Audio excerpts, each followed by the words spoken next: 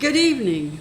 My name is Thurman Greco, and the name of this show is Let's Live with Thurman Greco, and it's coming to you from scenic downtown Woodstock, New York, and it's also coming to you from YouTube. And we are now coming up on, I think, our 21st year, so we're very excited about that. But I'm even more excited because we have a return guest, and I have had people call me and email me and tell me how delighted they were. I know, that's wonderful. I'm glad. So our ratings are up, right? Yeah. Gee, I didn't even know we had ratings, and Yeah. all of a sudden I'm hearing from the public. And so I would like for you to introduce yourself. My name is Giles Malkine. I was raised in Woodstock, and when I was about 12, I earned the nickname Huckleberry Capone, just to let you know what kind of brat I was. But I got better. Anyway, I was raised here by my parents, who were artists, with my 3 sisters. We lived in Shady. My mother was Sonia Malkine, a singer. My father was Georges Malkine, a painter. And we got here in '53, and it was awfully quiet. Awfully quiet. You could hear the flowers talking. But there were cows around and lots of fields, a lot more fields than there are now. And around 1960 is when, 61 actually, is when the music scene started getting commercial enough for people to realize this was a real place for music. So people started coming up from the city, professional musicians that were called up by people who had venues here, and started the ball rolling. And I was about 12, something like that, at that point. So I got an awful lot of mentors about all kinds of music. There was classical, there was Eastern, there was folk music, there was gospel singers, a real palopany of disciplines. That's wonderful. Yeah. And you also revealed something to me a few minutes ago, that you have started several books. Oh yeah, well, what else is new? I mean, I'm sure I'm not the only one, But yeah. Mm-hmm. Well, now your books you've written a book about Woodstock. Yeah, the festival, yes. And then you wrote a book about Horowitz. Yes, Mick and Me, it's called. Okay. Comedy career spanning 33 years. So what that tells me is that music has been with you the whole time. Mm-hmm. Yeah. So your mother was the singer, Mm-hmm. and your father was the artist, Mm-hmm. and you've been living in Woodstock Mm-hmm. all these years. Pretty much, yeah. Mostly. That's very interesting too. When did you first begin writing? Well, I wasn't writing when I was a youngster. It was more music and graphics. But when I got into my 30s, I realized that left to myself, if I had my day free, I would go from music to graphic art to writing. And I would work this triangle just until I normally felt that's enough of that, and go to the next thing. So that's been my proclivities for most of my adult life. So if you did music, how does that translate? What instruments? Did you sing? It was basically working a guitar. The guitar is my love in music. But I did study violin for about 10 years with Frank Maley, who was the preeminent violin teacher here in Woodstock. And even though I didn't become a violinist, it was very instructive to me about music, because I learned about music one note at a time. See, and the violin is one note at a time to begin with, So the tone of it, the sound of it, how you shape it, how you express it, all that was micro study that I was doing, and it, So I did that for a number of years, and then I came back to the guitar, and I found that what I knew now about music was applicable to music in general. So when I came back to the guitar, it was, I started learning classical pieces that I had always heard and loved, but I didn't think I could do. Well, lo and behold, I knew how to read now, so I could decipher pieces, and they were all in my head, so many of them, you know, from listening and from musicians who had come through. There were pieces I loved. And by following those, I learned more pieces that I learned to like.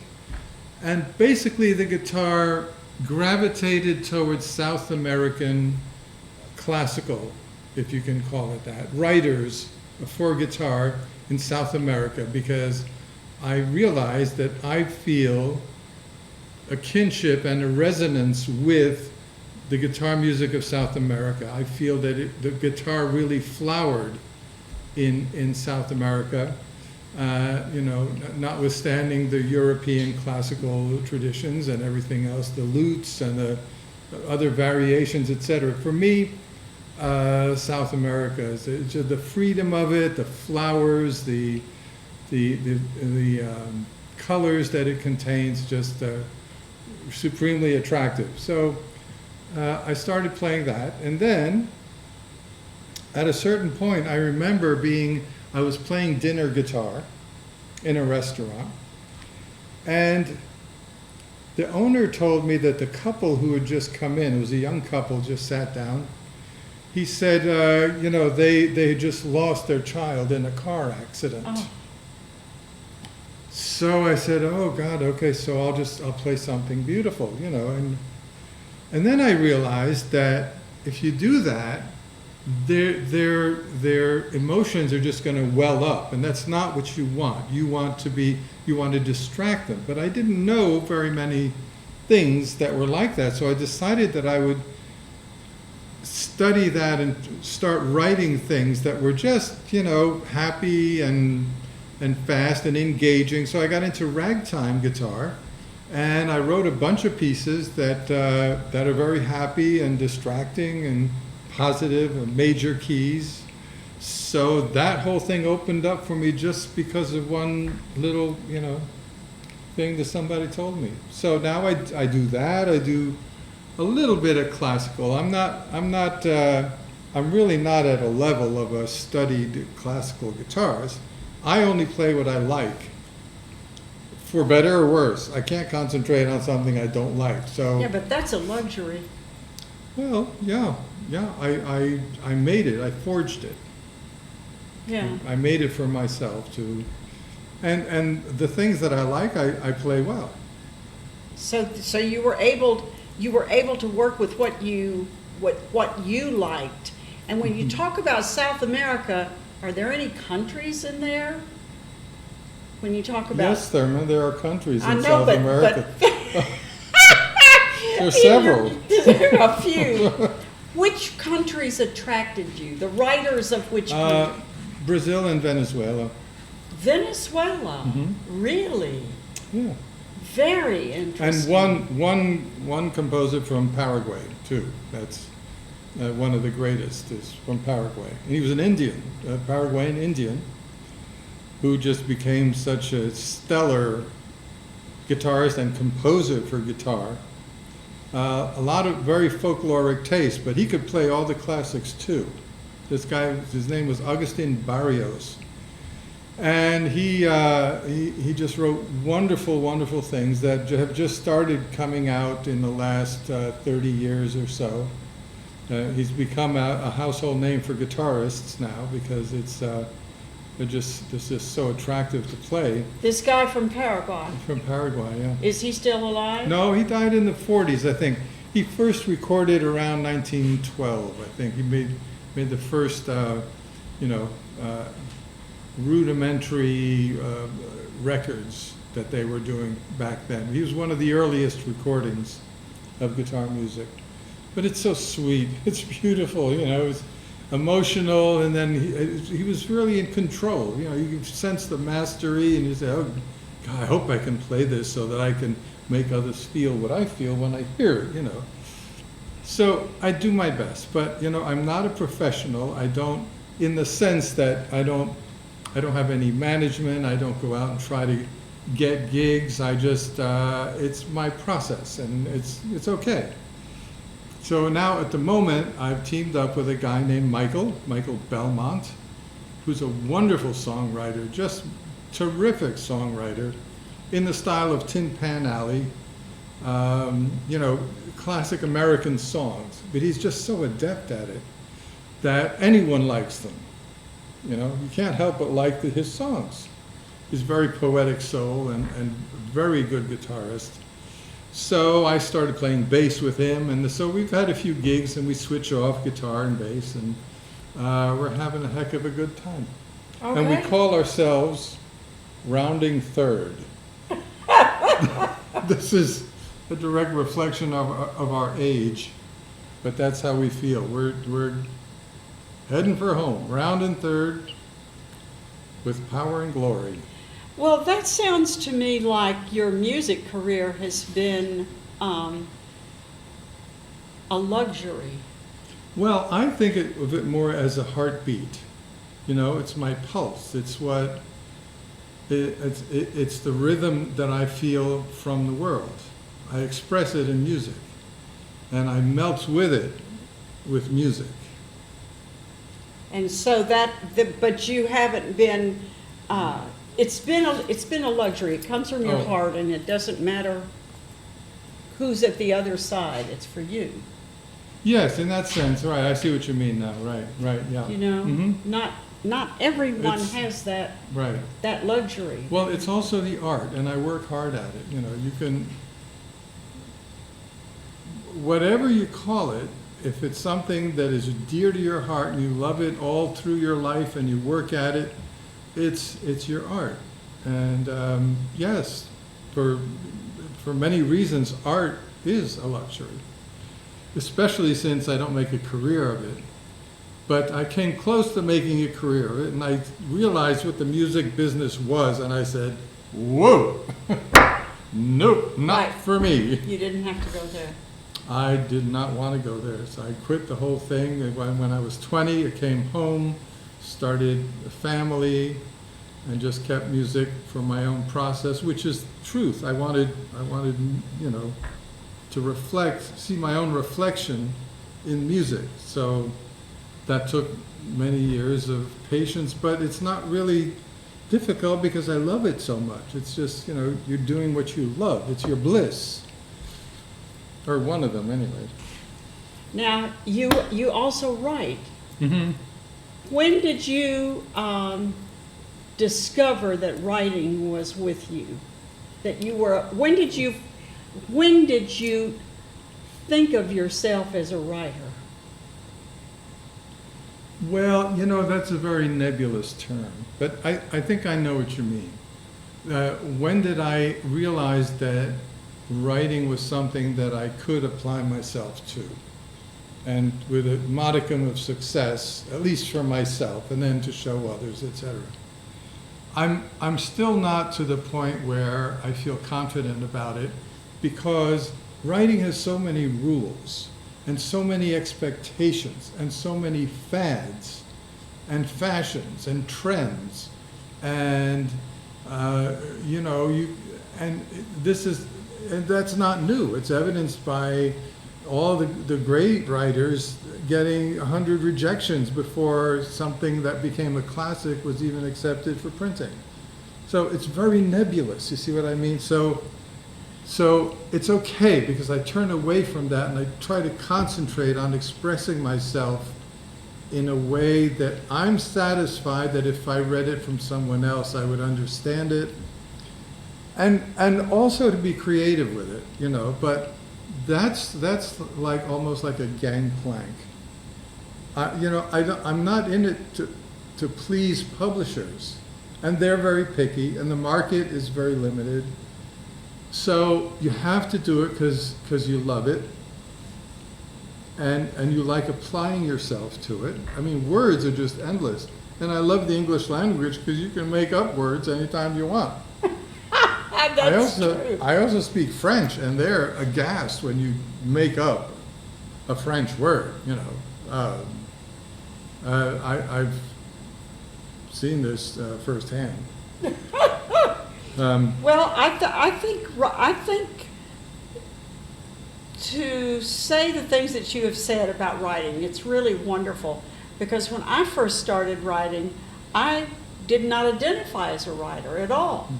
And then people would say, "Oh, but you are," and I would say, "Well, I don't think I am." I write things down, but I don't see myself. Yeah, right.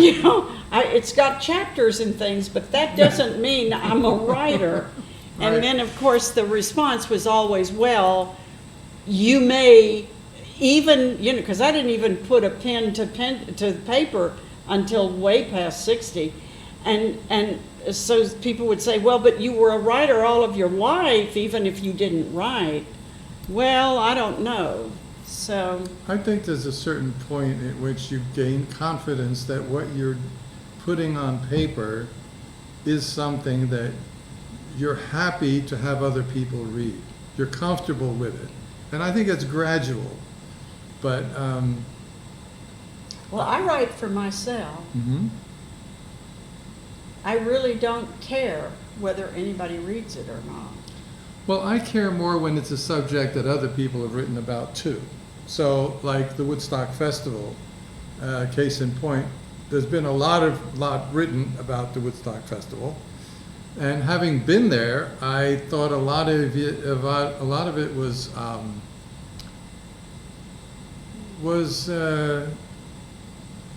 trite, and off the mark, and people just writing to have written about the Woodstock Festival. At the time, the press was terrible with it. They just went to town because they could, we can write about a million hippies and a mud festival and the throughways backed up, and and this is when I realized that the press, they don't put truth as the priority. They put the sale of newspapers and getting attention as priority, because I was there and I know that what they were writing was false. And it was transparent because I was there. There was one writer, Bernard Collier, who worked for the New York Times, who did write accurately about what was going on there, but he had to rebel against his editors. His editors said, write about it like a social disaster, like everybody else's. And he refused because he saw something wonderful happening, and that's what he wrote about. So, writing is a tool for many masters. I mean, if you're doing it for yourself, to me, that's the important part. To other people, they don't care about the art. They write for whatever, for a living or for somebody else or for for a publication or for a goal or something. But to me, I take art very personally. Did your family encourage you? In what way? Oh, in every way. I mean, my mother was she always encouraged. She gave me my first guitar, and she liked to say many years later that she gave me my first guitar and she showed me my first 3 chords, and that now I was playing Scarlatti and she was still playing those first 3 chords. Well, okay. Hey. Well, she was a singer primarily, so she just needed to strum, and so she was a very strong influence on me about music, and encouraged me not to take it lightly, to, if I loved it, follow it and develop it. Enjoy. Yeah, and you enjoy others. You enjoy others. You share that. They feel it. So it's a wonderful medium. It's a wonderful form of communication, and it's global. I heard a story once that was wonderful. When was it? It was the first Gulf War or something like that. There was a group of Americans in the Middle East, and they were at an event, and they both had orchestras, and the Middle Eastern orchestra started to play, and the others joined in. And before you know it, they were all playing together, and it was just so right, you know, it was so right. And that's a wonderful story. There's another story too that my mother used to tell me, and that is about in France, way back when Paris was actually a country, or France was part of a country, but the other part were different, you know, governments. At one point, the French king ordered the Britons in Brittany to prepare for an attack from England. Was it the Welsh? I think it was, well, I may be wrong about that. But they arrived and they started marching at each other, and they realized they were singing the same song. And they stopped fighting. There was no fight. Right, because they were enjoying themselves. They Well, were communicating. Yeah, yeah. So when you went to the festival, and it started off, it was here, but then it ended up. Were you aware of that? I mean, were you part of? Did you have an opinion about the fact that it moved, it left Woodstock, and it went out to Bethel? No. Oh, that's interesting. I didn't know what was I heard about it because I was here. But Michael Lang, whose baby it was, had come to the Sound Outs that were mini festivals here in Woodstock on Glasgow Turnpike over there. And it is said that that was the germ for the idea of the festival. But he had done other festivals. He did the Miami Festival, and he'd done other things. One of the most amazing things about the Woodstock Festival is that it turned out to be what he imagined it could be, which is really peace and culture and music, and that's amazing. It's very hard to do. I don't think it's ever been done before or since, where there's no violence, there's no, you know, everything makes out, everybody helps each other. But to me, that proved that it's not a disaster that brings out the best in people, as they say. It takes a real bad thing to bring out the best. It can happen when it's the best event. It brings out more of the best in people. It's not just bad things that bring out the best. And I saw it. I was there. So it was just marvelous. So he was doing kind of like rehearsals with the Sound Outs. Well, he wasn't involved in them, but he attended them, and he knew people, of course. He was a music manager, so he knew a lot of the musicians. He just envisaged a great big, much bigger venue. But they were talking 50,000 people, give or take a few. And it turned out 450,000. That was, and I'll tell you, in my view, the size of the festival is what gave it the instant fame. I mean, along with the press, you know, having a field day with crazy stories, and the lineup of all really so many excellent music acts. The word got out about this, but if it had been to the 50,000, it wouldn't have reverberated through the world the way it did. It was the size of it that made that impact. That said, I don't think there's anything else that you can say that's important about the size of it. It just was what it was. To me, the most important thing about that festival is that the timeliness of it. If you go back to the beginning of 1968 and you look at a chronology up until the festival, those 2 years were the most violent years, not just here, but in the world. It's incredible. From the Tet Offensive to Vietnam, all the way right up until the festival itself. I mean, Manson's thing had just been just before that. That weekend, there was a hurricane in Mississippi that killed 250 people. They were battling in Ireland. All this time, people were invading, countries were invading, submarines were being sunk. airplanes hijacked, assassinations. It's all in here. The list goes on. And then suddenly, a big rock and roll party in the mud.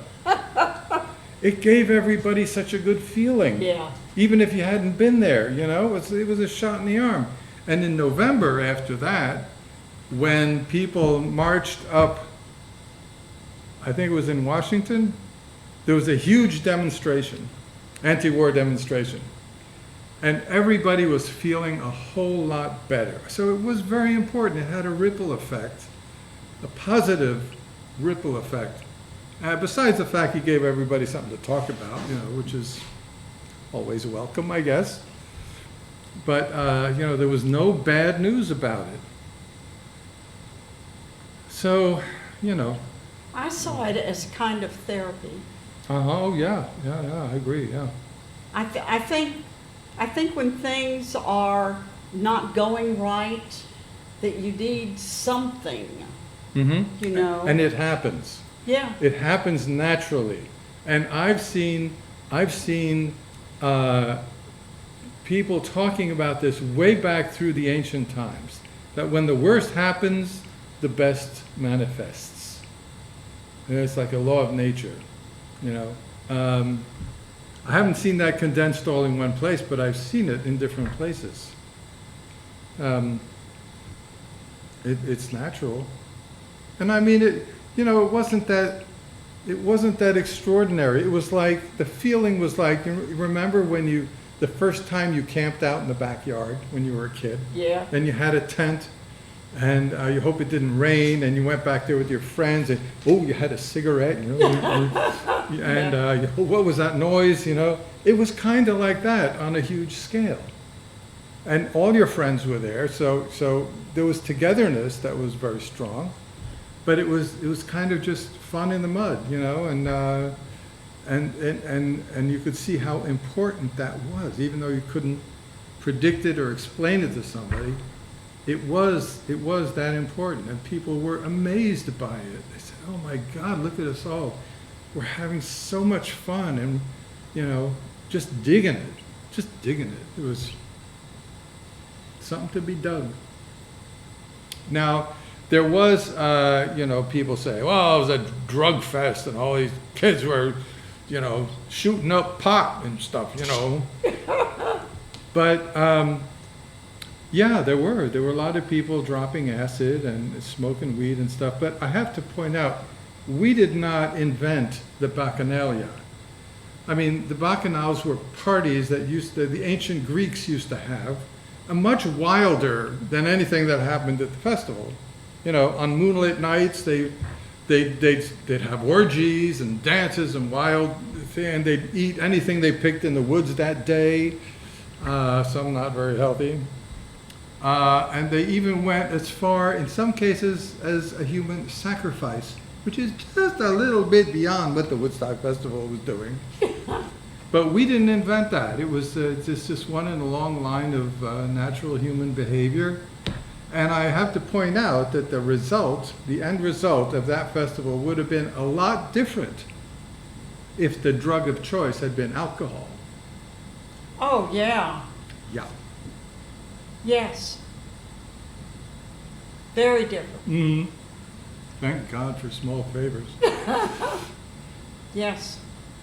And we, as a group, as a large group of people, it just kind of spread out. Mm-hmm. The whole feeling spread out. You mean after the festival? Yeah. It's yeah. It's still there. Yeah. It's yes, still I talk there. about that in here.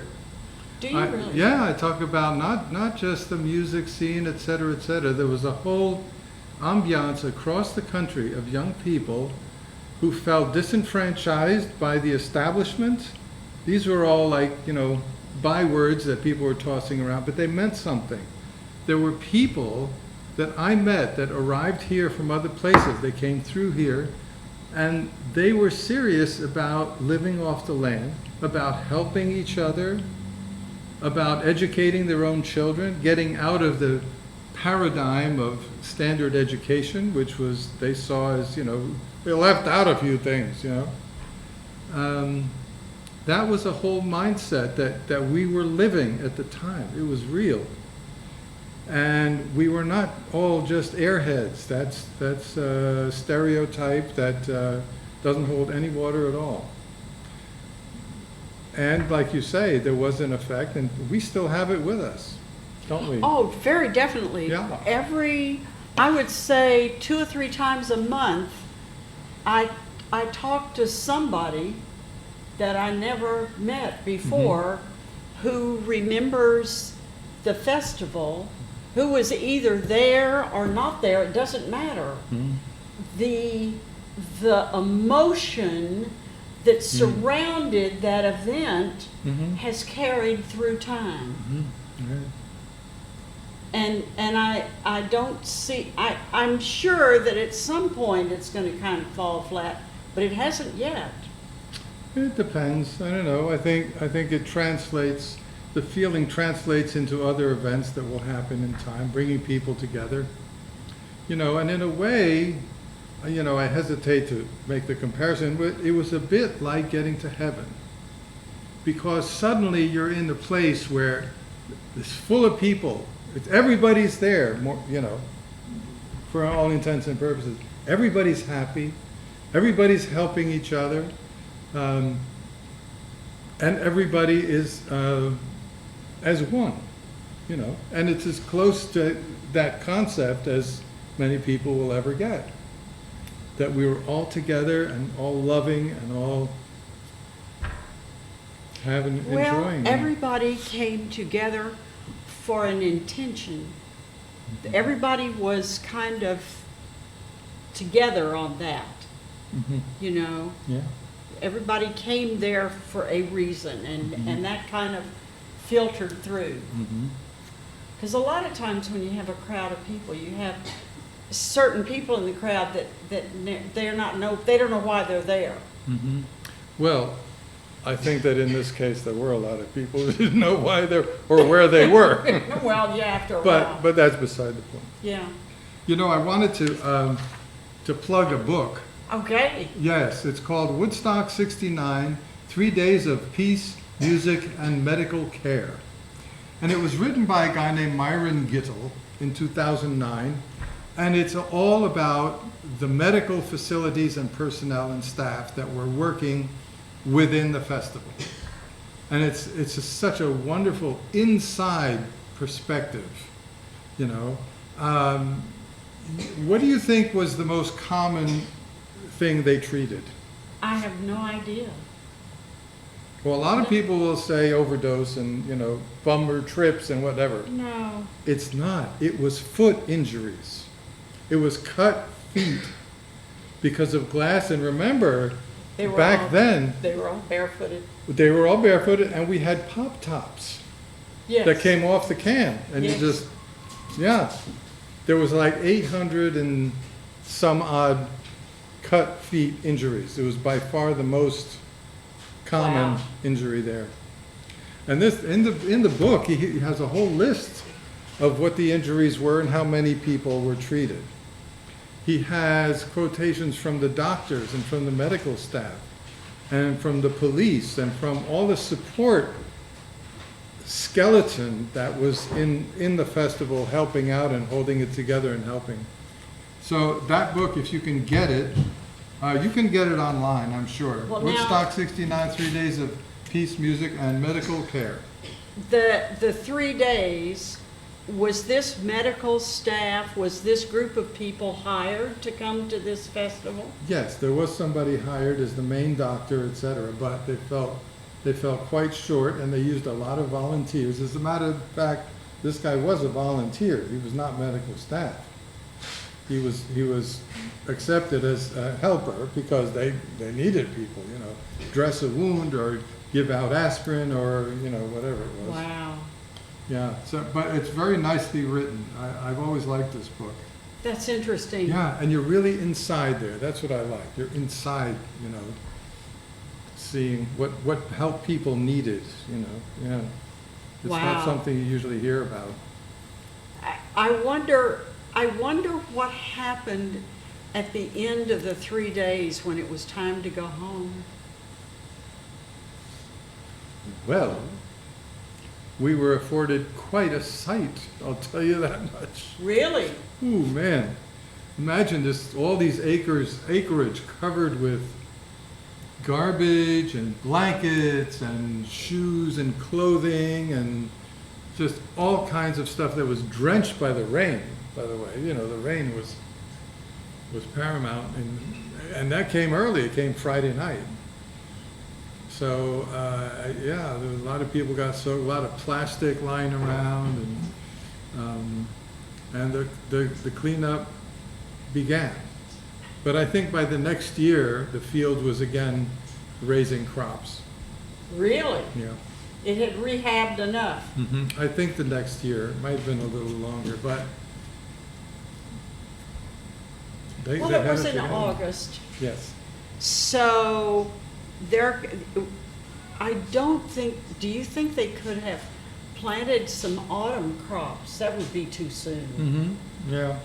So Well, it was by very- the following spring. Yeah, well, it was very close afterwards. The field recovered very well. I mean, there wasn't any, it wasn't really polluted. It was just surface garbage and Right. no grass to be seen of the walking kind. Okay. Okay. So what are some of the messages that you wrote? What are some of the things that you wrote about? About the festival? Mhm. Well, a When large part of this is the time leading up to the festival.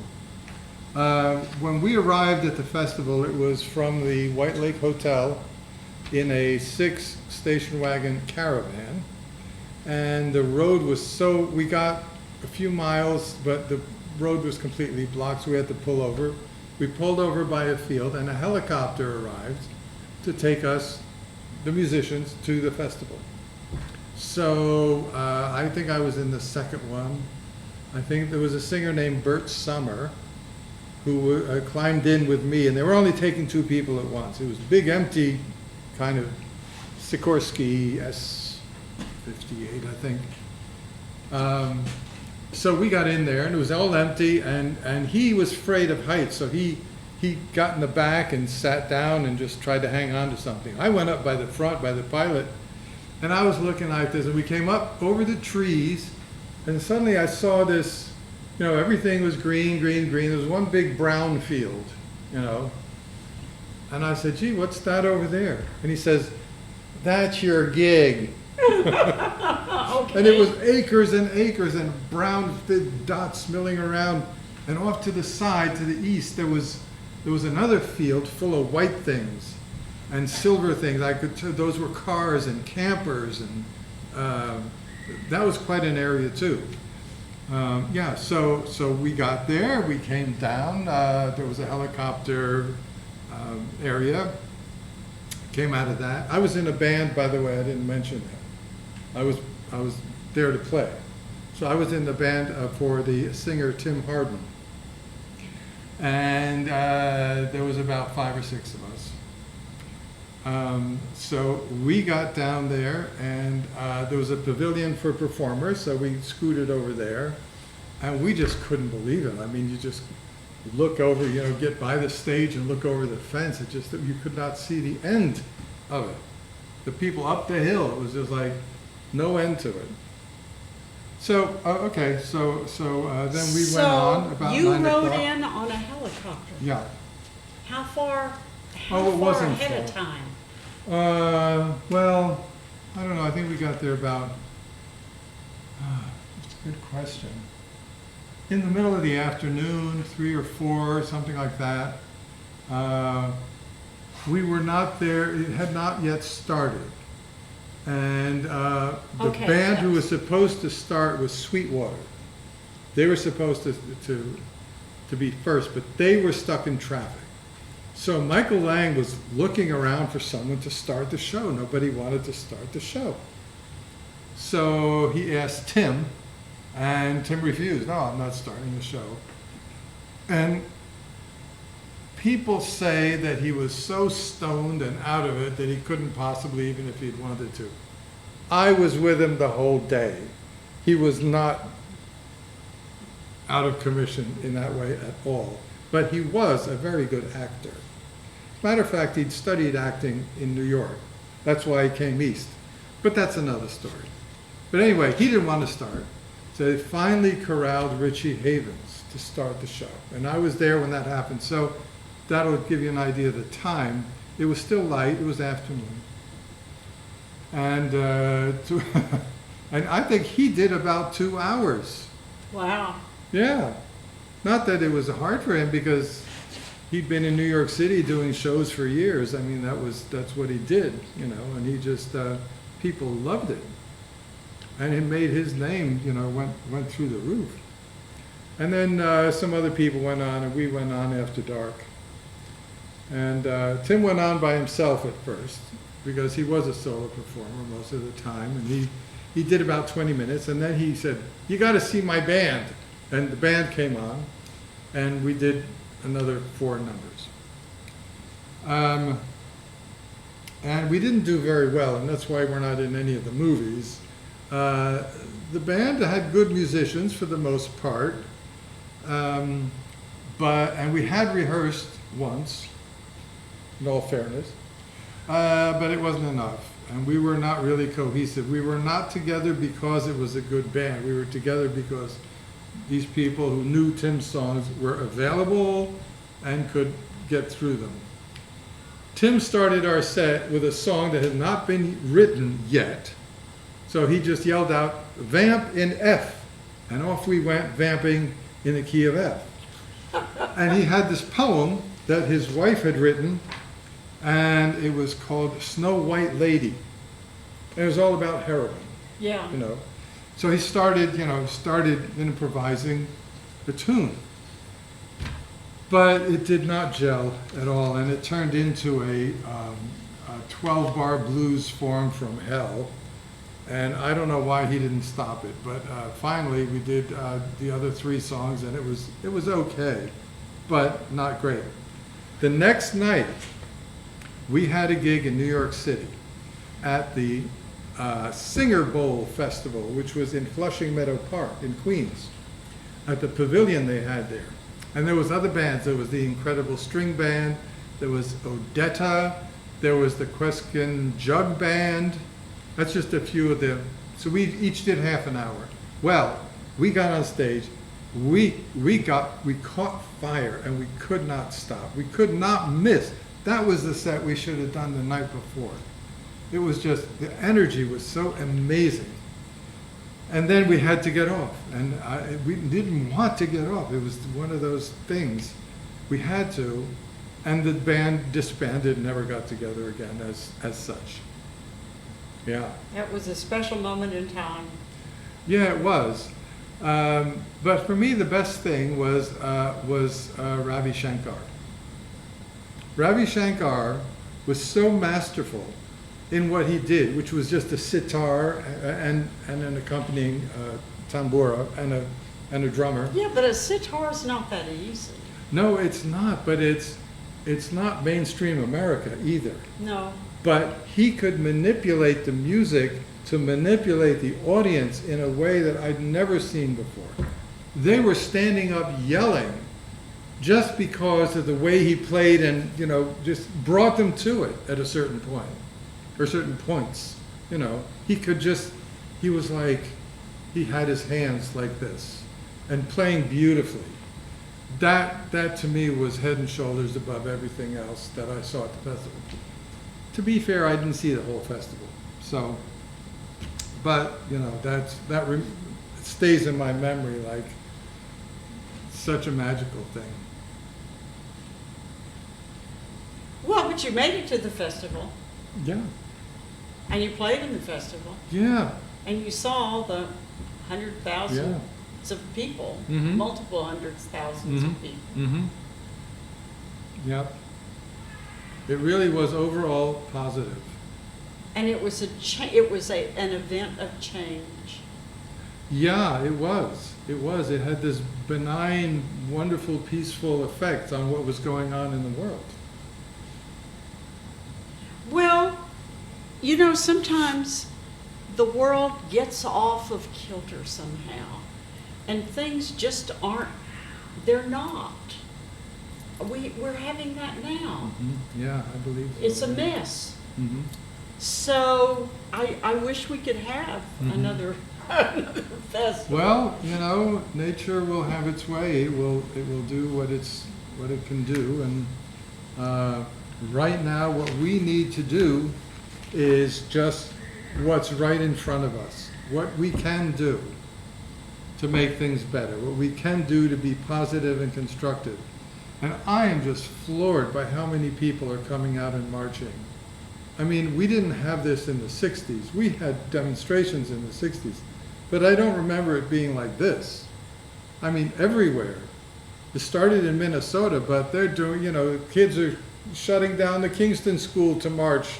Was it today or tomorrow? The kids. Isn't that wonderful? It is. Yeah, the generations, the forces are still coming through the generations.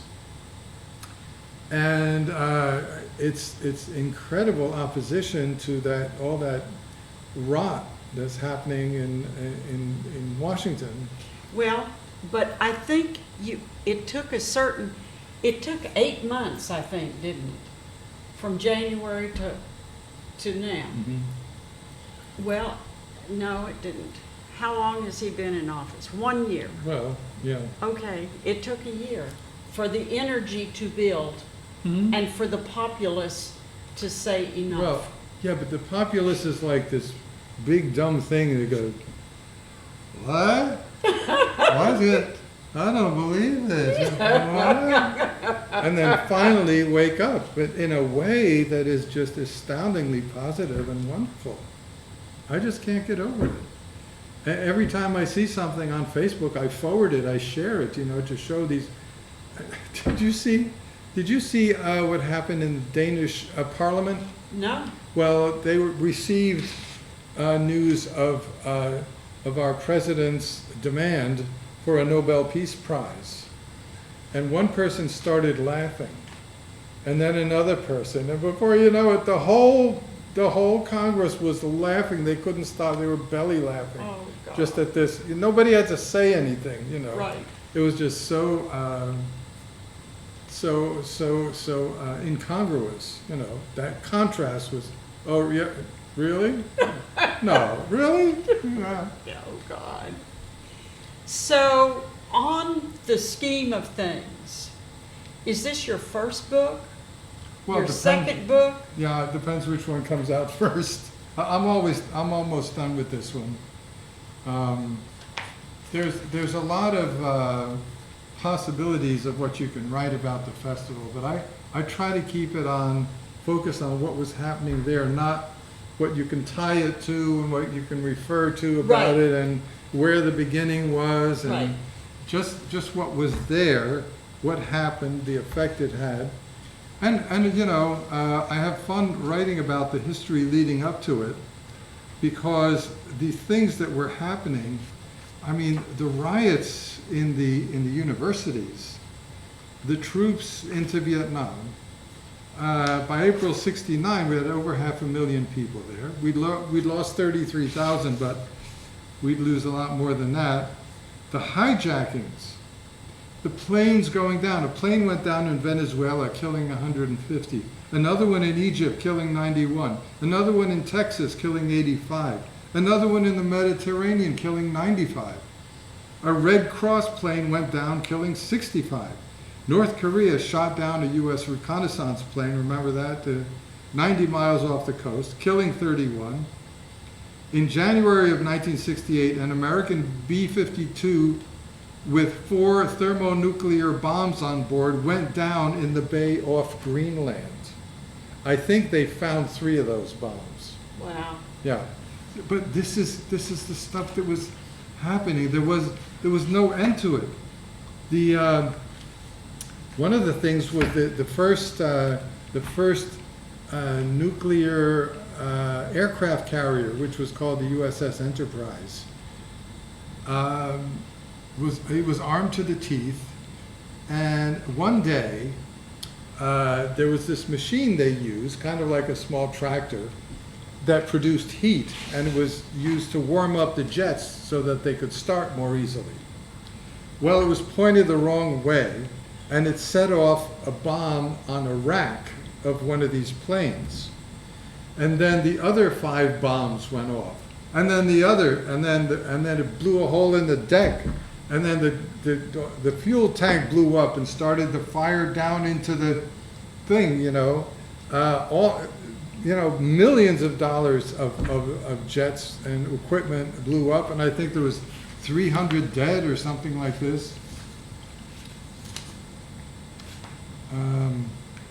Soviet submarines, the Bolivian president died in a helicopter crash, the German chancellor died, a Kenyan minister was assassinated, and who do you suppose became vice chairman of the Revolutionary Council after a coup d'etat with full U.S. support in Iraq? Saddam Hussein. Yes. Yes, we supported him against Iran for the longest time. So how far after the event does your book carry you? Well, it sort of stops. It sort of stops at the end of the event, but I do talk about what I think about. There are after effects, like in Laos. People are still dying from the mines that we put there in the Vietnamese War. Oh, and I just read recently that they have trained rats to find them. Well, they've to sniff out mines. been using rats in Laos Mm-hmm. all in the Vietnam War. Mm-hmm. They were using the rats. Okay, well that's news to me, but it is working. Oh. But there, so anyway, yeah, and I talk about some of the repercussions of things, I have my say about war, what I feel about war. There are things soldiers learn in war. The most surprising one is what journalist and author Chris Hedges called the big lie. When you experience your first action in war and understand suddenly that you're not here to protect your country, you're not here to keep the world safe, you're not contributing to a solution of any kind, but are part of a completely unpredictable, irrational, and entropic situation whose chief end product is not peace or victory, but chaos and death. You've been had. You suddenly discover. And it's up to you to do simply the best you can, and no matter what that turns out to be, it's going to be very expensive, and you're going to be the one paying for it. But until then, all you can do is what you've been trained to do, shoot at things. You see your buddies blown to bits. You see this, I have to say this because I've never been against veterans. I'm against the people who put them there. And I don't see very many books addressing that, how to prevent, the masters of war, the way Bob Dylan wrote about it. They're the people who are putting our relatives and our people into these situations when it could be averted. I remember when Bush said, "We're going into Iraq because all diplomatic efforts have failed."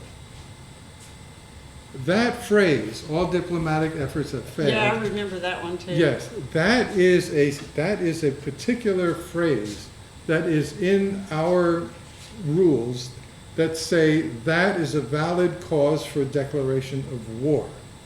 And I said to myself, we have all the cards. How could all diplomatic efforts fail? We have all the cards. Right. We need better diplomats, that's all. That's right. That don't, We have the card. You're right. Yes. Yeah, we have more than everybody combined. How could somebody say no and we say, okay, we're going to kill you all? That's yeah. The leap, that was a stupid leap. Yeah. Yeah. But it's typical. And he knew. Oh my gosh. We haven't even gotten started here. And did you see? It's the end of the show. Oh, listen, you must come back.